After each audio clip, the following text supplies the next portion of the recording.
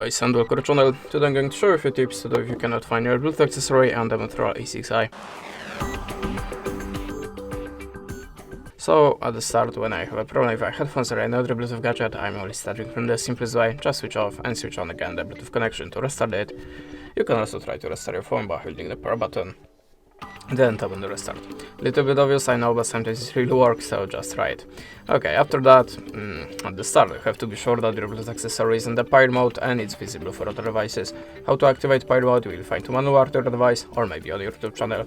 And if you're sure that your Bluetooth accessory should be visible for other devices but it's still not for your phone, go to the system, tap on the advanced and choose the rest options.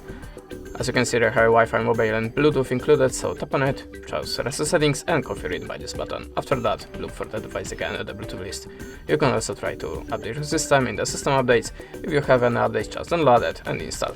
And the last recommendation from me, check your Bluetooth accessory and your phone on other Bluetooth device to check which one is visible, which one is making problem here.